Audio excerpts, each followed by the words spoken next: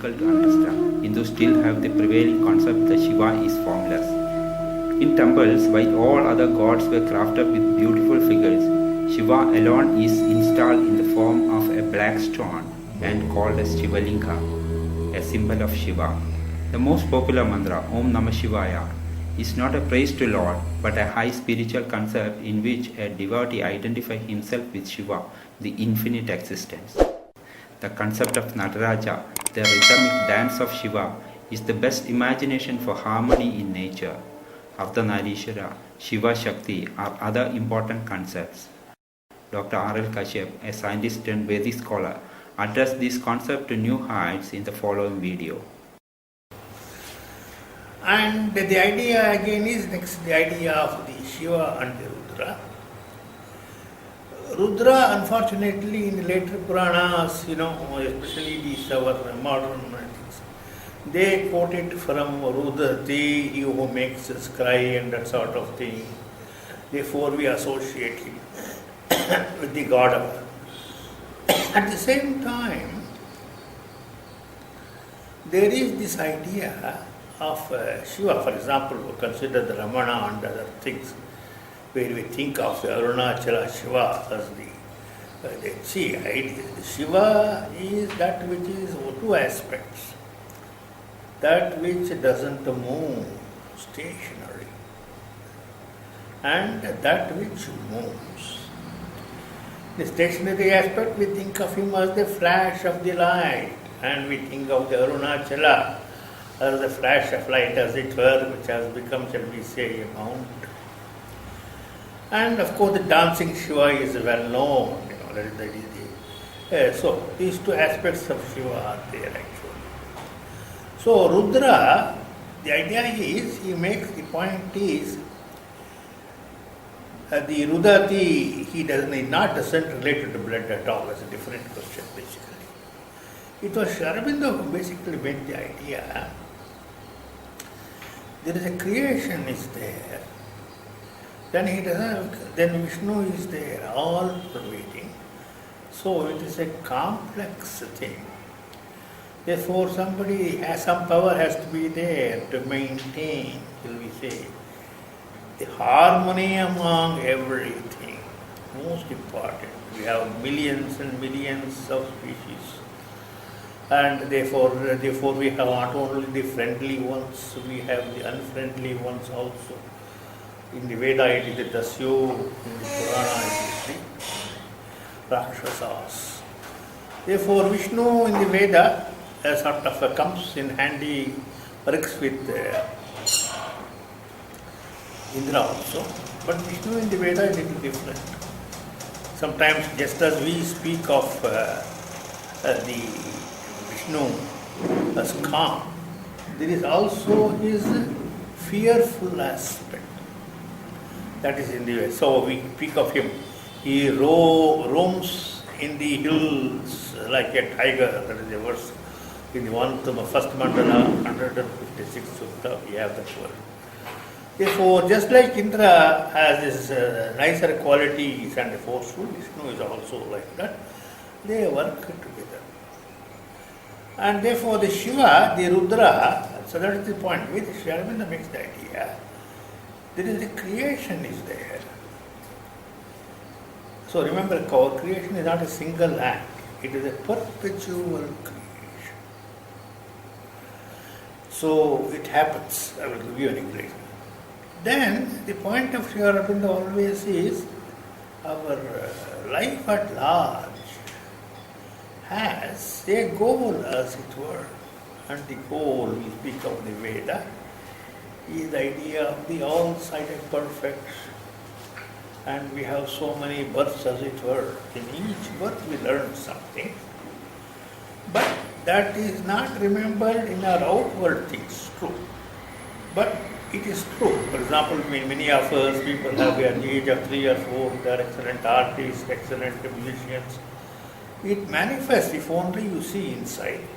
But it is not obvious to a person, nothing like a documentary stuff. So he says, Rudra or Shiva is the force that makes you propel forwards. Therefore, he does not tolerate static positions. Therefore, he wants change. That is the Jagat. Therefore, the change known not only because we want to change, that is not the idea. Change, therefore, remember always, in the Indian tradition, when we speak of evolution, we speak always in terms of the helix. Most of you, who for example have seen the winding staircases, that's a good example, very important one. Because remember, in winding staircase, if you see, the three axes are there. X-axis is there, Y and the Z. Every time you put a step, we go upward in the Z only. On the X, sometimes you go here, then you come back, go up, go down. So remember the two axes, X and Y, as in a circle. Therefore, go on increasing, Y, X increases, then X stops, decreases, Y increases, etc. For only in the vertical direction we have that. That is the Vedic idea of the progress. So if X and Y are the space and time, it is the Z, the idea of our development all along, that is not punctuated by time only. That is the indication of our progress. Therefore, Z goes on all the time, the perpetual progress, which is not so easily documented, because we are speaking of the how many people are there in the universe, 6.5 billion, the sort of a thing, and therefore we can't document it so easily. Vishnu, Shiva, Rudra, this idea is not the simple. Our Shiva, Rudra, is not simply the destroyer. That is in some sense projected in the Puranas. He is not simply a destroyer. What is he?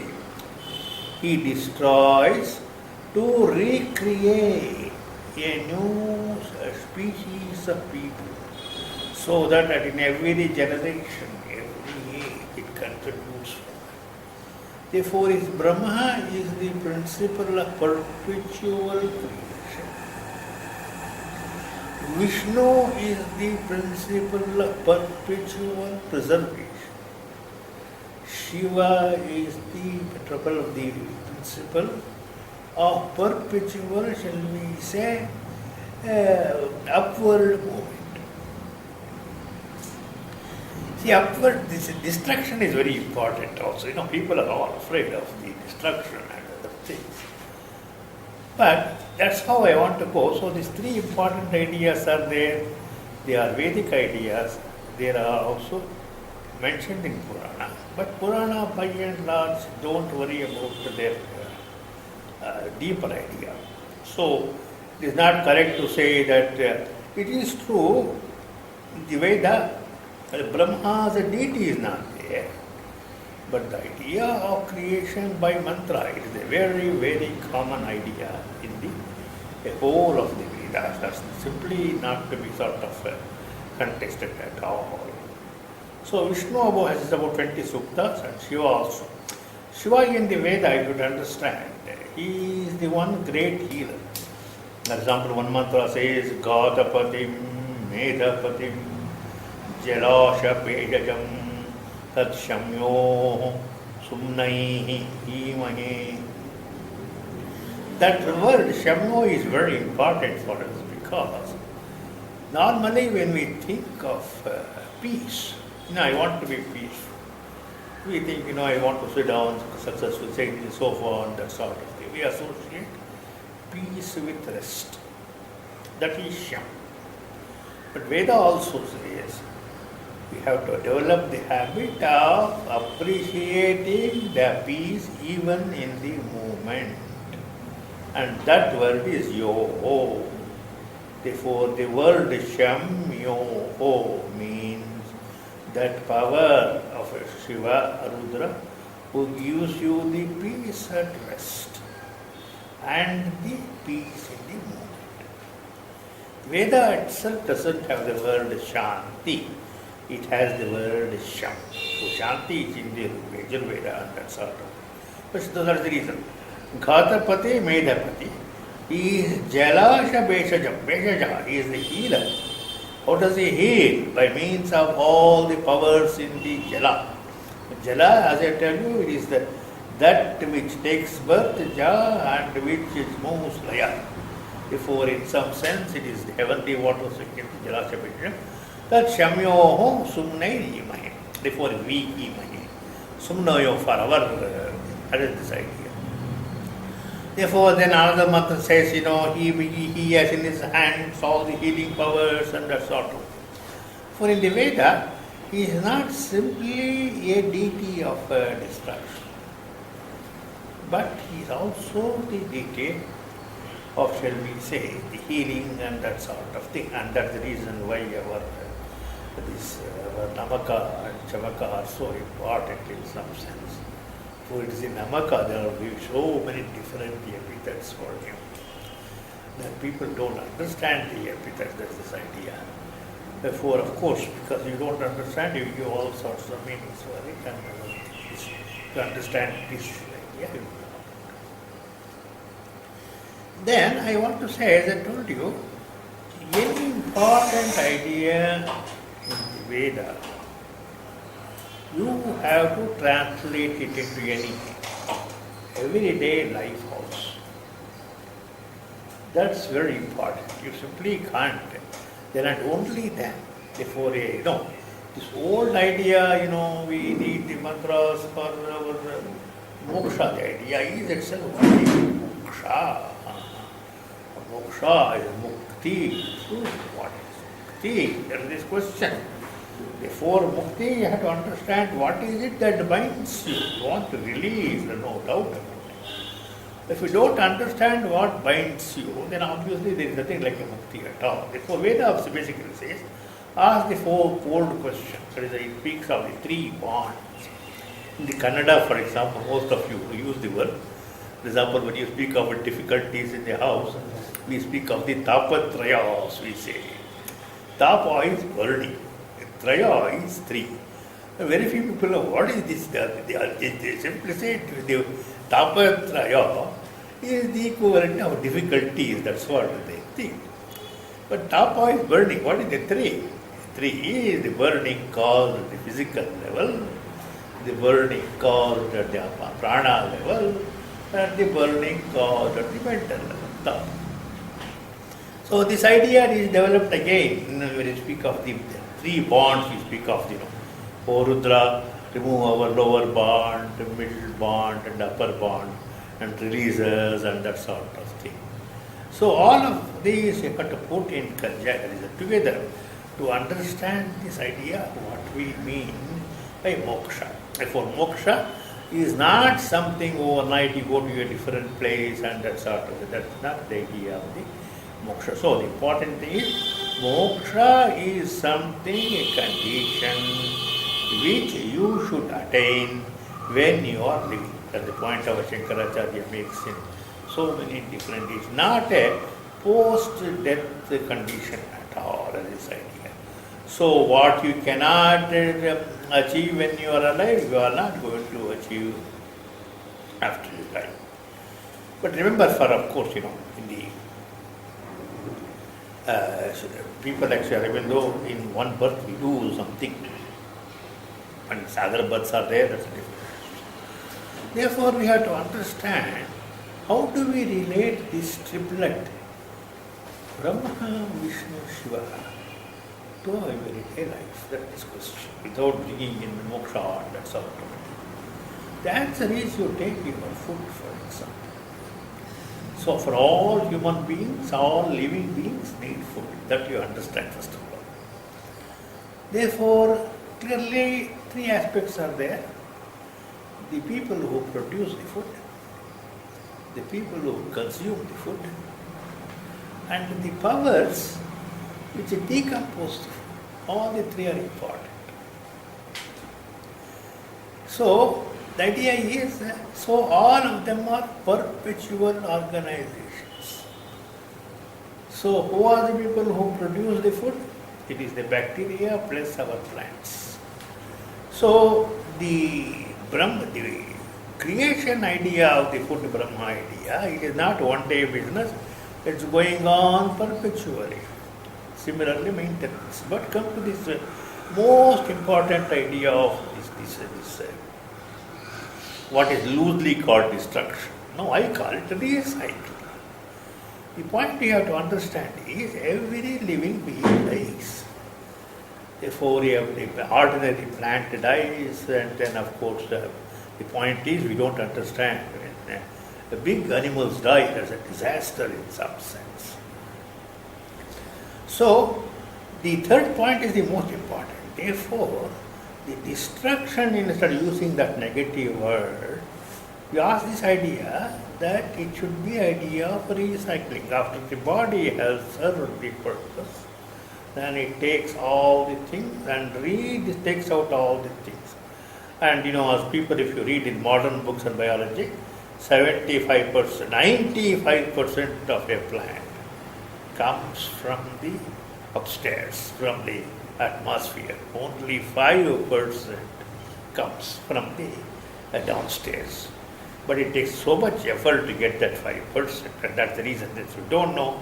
First of all, so people we speak of the humus, we have no idea what it is. We know the most important thing that part of the soil is humus. Humus is not sand. Therefore, we in America they call them as dirt, that's this idea. Therefore, when humus goes away, the big problem of why, the India itself, when rain falls, what happens? The Ingo flows down. What does it do? Not only it flows down, it takes away the upper soil having humus. That's the reason systematically yield grows up. That's why we say we have to use. So what should we do? Very simple. Make sure your land, water in your land doesn't flow out of your land. So what should you do? We put trenches, we put hedges, and this is the idea of the modern organic agriculture practice even in India. That way water goes down, and then we have huge streams, we call the aquifers downstairs, which are as powerful as rivers up and other things. So the Vishnu-Shiva idea is very much in the food idea also. There is the creators of the food. They are, shall we say, consumers in some sense. They help in the growth also. You can't purely call them as like the human beings, but remember the ratio is our 3% our help, 99% is done by the what we call the Panchamahabhutas, and then we have the recyclers. Therefore, this looking at the food, we should get an idea of the role of Shiva. It is not the simple destruction of the old forms. It is only when the old forms are decomposed we can get new forms. Therefore, evolution says a new forms will have new powers. That is this idea that we don't, even if we don't worry about evolution, the formation of the new forms. And that power is what we call as the birthing business. So, the complexity is there. All of the difficulties come because we don't appreciate the need for the concept of prana at all. It is the prana, what does it do? It maintains, when we speak of Vishnu maintaining it, it is the prana which maintains the whole, the living complex as it were. And what does it do? The idea is when thing gets to birth, for example, then we always say, when we say a person dies, we say prana went away. We don't say prana entered and that sort of thing when he is born. That's what basically happens. Some powerful energy enters into you. It is beyond the idea of, we speak of the copulation, we speak of the sort of a thing going. But that's the reason you see traditional people like Mother and always say the time when the jiva enters the soul, it could be as late as the 8th month or the 9th month, as Mother says, when it entered after even it was born in some sense. So also prana is there, human beings, all the animals also have prana. That's not the idea. Human beings have important idea of a jiva, that is this idea, the soul. Therefore, that is an important idea that continues. That's the reason we call it Chaitya Purusha. Therefore, when you say from birth to birth, what grows? It is the Chaitya Purusha. Chaitya gives the body, he digests the experiences. Again, continues in the next. So, that is the difference. We should not speak of, casually speak of the rebirth as transmigration. That's not correct at all. Transmigration is something there, you go there. That's not the idea of our like. You go to a new house, you migrate into a new house or a new apartment. That is migration. Here, don't worry about the animal level. There are human beings who in some sense design the environment where they will be reborn. That is this idea. So it is not a simple idea of... so that is the reason they may be born into very difficult. It's not simply true like traditional people say, a good person will be born in the Bhagavad Gita saying among good people, not necessary. Some people are born amidst great difficulty because that is part of the reason why that particular soul wants that experience, that is idea. So, not usual ideas are, that's not appreciating the full power of the karma. So, we should not speak of the Shiva idea as a destruction. What is it? It is in some sense reordering the forms. For example, animal has a form. What happens? Therefore, its outer form is changed in some sense. So, slowly all the components are redistributed. And therefore, some goes up, some goes down, and everything else. And therefore, then the problem, when the new agriculture starts, that's the reason the roots, they go to different levels.